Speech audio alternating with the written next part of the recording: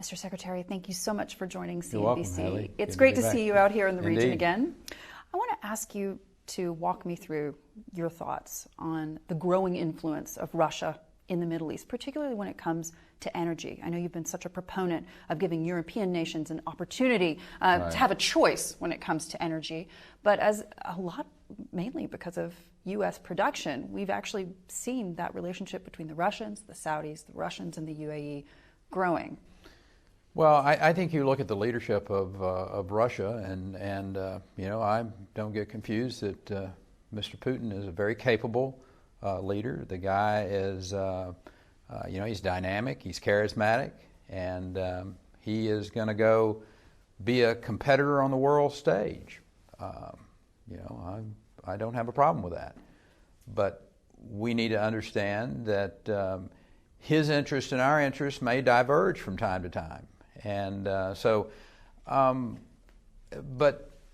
on a level playing field, I think our chances look pretty good. If it's about oil and gas and delivering it, United States technology, United States innovation, we'll compete with anybody in the world. Whether it's Mr. Putin, whether it's President Xi, whether it's anyone. So I think it's wise for us to understand that if you create a vacuum, it's going to get filled. Mr. Putin will be more than glad to fill a vacuum. So it's important for the United States to be actively engaged. One of the reasons I'm here in the Middle East, in the UAE. We'll be in Saudi Arabia next week, making sure that there's not any vacuums created in this part of the world. In terms of that role to play, we've seen the president announce that there will be further U.S. troops deployed in this region, particularly to Saudi Arabia, following the attacks on Aramco. Given the vulnerability that we've seen as a result of those attacks and the fact that the president now feels that U.S. troops are actually necessary to secure the fields, do you now feel differently about supporting U.S. Saudi nuclear ambitions? Well, I can't say that I had ever not had a interest in this part of the world. As you'll recall, I lived in Dhahran in 1976 as a pilot in the United States Air Force.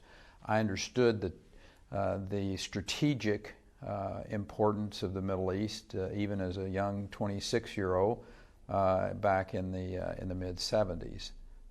As I have become the Secretary of Energy, I understand our role even better. Now the world has changed a lot, least of which is not that the United States, instead of being reliant upon a lot of countries that for our energy resources, we're now the #1 oil and gas producing country in the world. But making sure that we are good allies and making sure that we, either through our technology and, preferably through our technology rather than our soldiers on the ground, be able to protect these resources from any malign activities from countries that might want to really disrupt not just the region, but also the world oil supply. Do you feel then that with U.S. support, the Saudis making a move towards nuclear enrichment, nuclear energy is still a good idea? Well, I think the Saudis are wise in understanding that having an all-of-the-above energy strategy is a thoughtful move. Whether it's expanding their ability to have renewables extended out into the UAE is a great example of what you can do. I just visited the Al Maktoum solar farm, and this is if not the largest in the world, one of the largest in the world. And I think the Saudi Arabian vision, that's going to be part of. You cannot, from my perspective, be serious about your efforts to affect the global climate without nuclear power. That's a zero emission source. It's 24/7. Unlike the sun doesn't always shine, the wind doesn't always blow. Wind and solar are good, but if you're going to be serious about the issue of the climate, you have to be a proponent of nuclear power. So from that perspective, I think, the kingdom is absolutely correct in pursuing that. We want them to pursue it in a thoughtful, responsible way. We want them to understand that the message on non-proliferation is really important. So that means no to uranium enrichment. Well, correct. I mean, the idea that you have to, number one, I'm not sure that the kingdom has the amount and or the quality of uranium to do that, even if they would like to. But the point is more broader and more importantly, that to be a good citizen of the world, to show we're going to be responsible and we're going to be world leaders, signing a 123 with the appropriate additional protocols makes abundant good sense to me.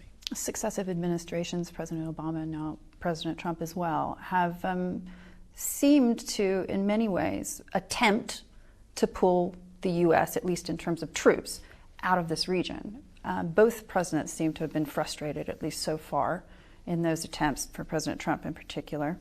Do you believe that the United States will always have a role to play in this region? Without a doubt.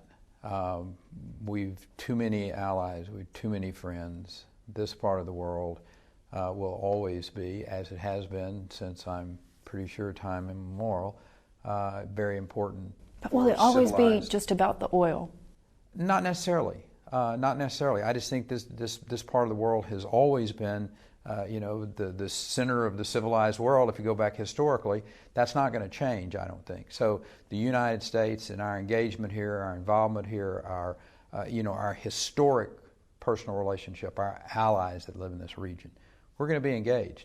Do I agree that the president is correct in his saying that, the fewer U.S. troops that we have in jeopardy and harm's way, the better? Absolutely, I agree with that. But I also understand, and history tells us, that you're most likely going to have some amount of presence here. My hope is that we can do substantially more of it with technology, with innovation. It's one of the reasons we spend as much time and effort on artificial intelligence as we do and machine learning, so that there are ways to protect, for instance, the oil facilities that are substantially populated here in this region with technologies, rather than actually having to have a young man or a young woman with a gun on the ground to do that type of defensive work. Former U.S. Secretary of State James Baker, also a Texan, is very well known in these parts as well. And he said recently that in light of the Aramco attacks and the U.S. response to those attacks by sending more troops to this part of the world, it's pretty clear that the United States is never going to fully abandon the region. But he also said that he believes that energy independence, the United States energy independence, is actually a myth when you look at our need for the import-export balance. Do you take issue with that statement? Well, not necessarily. I mean, what I look at, and I don't try to get up and stand on the ramparts and beat my chest and say, the United States is the largest oil and gas producer in the world, which we are. But what's more important is that we are a ready supplier. This is a fungible market. We totally understand that. We still import product. We still bring it into the United States for refining, for instance. But we're in a substantially better position than we were a decade ago.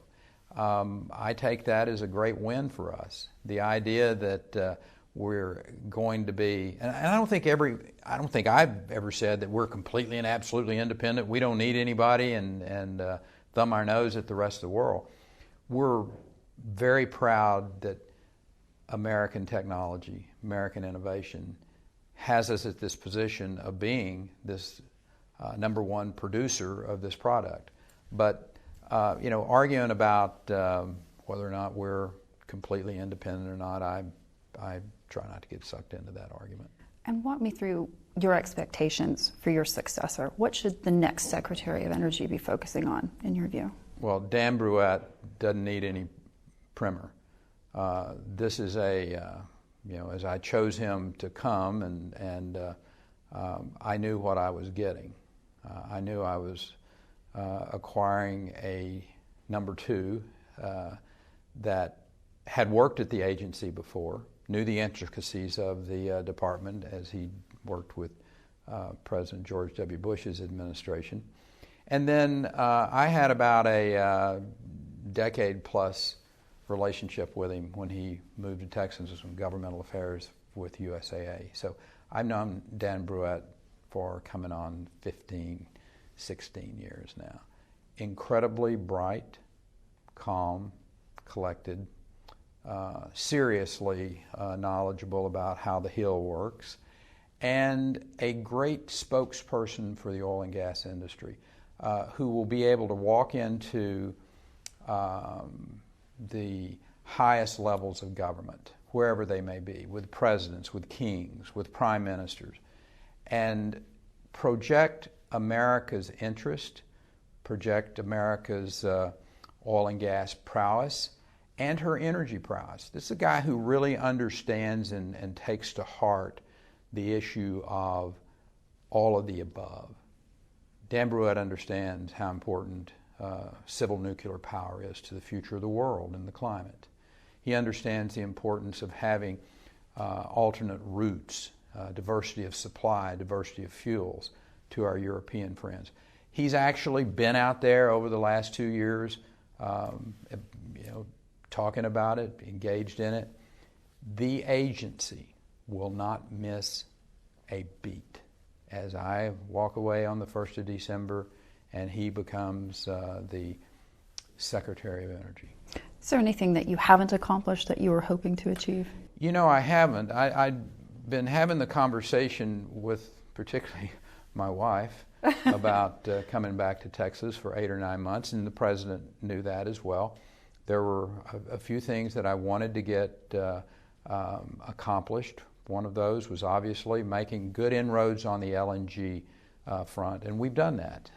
We're in 36 countries now, 5 different continents.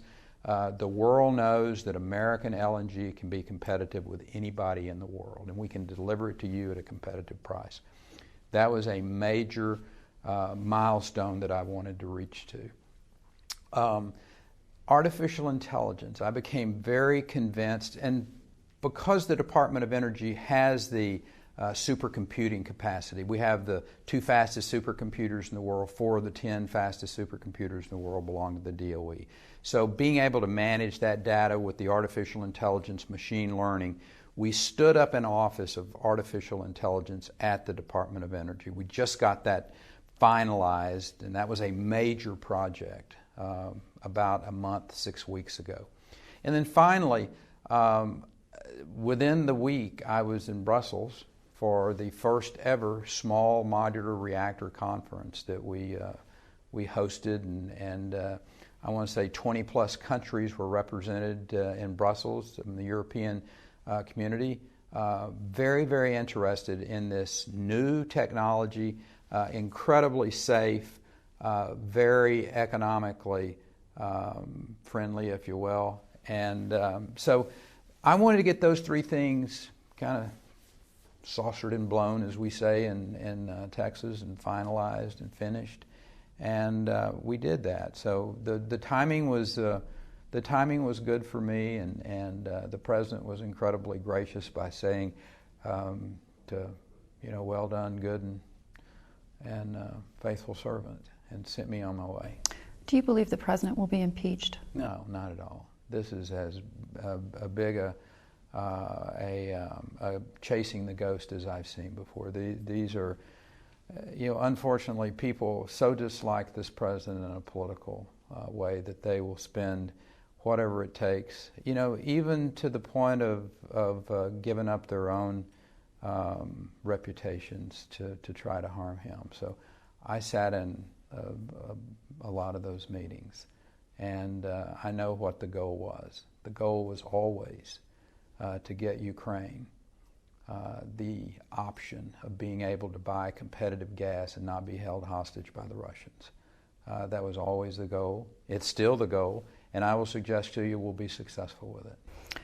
Do you think at this point that Rudy Giuliani has become a political liability? You know, I don't know. I think all of us have folks that, outsiders that aren't part of your administration that someone might point to and say, oh my God, why do you... I got criticized as the governor for having people that actually knew the oil and gas business or knew a particular area of government, and some in the media might point to it and say, oh my God, there's obviously a quid pro quo going on here, that this person is, he's too close to you. They've contributed to your campaign. Well, that's, I suppose, always going to be a part of the political landscape. But the fact is, I want people around me that actually know what's going on, that I can pick up the phone and say, what do you see from your perspective? And, I was the governor of Texas for 14 years. And, the people of the state of Texas trusted me, I guess, through 4 or 5 different statewide elections, and trusted my judgment, trusted my ethics. And I think the people of America trust this president to be making the best decisions for them. But not all of them. Best I can tell, I never had 100% of the vote before. Neither will the president.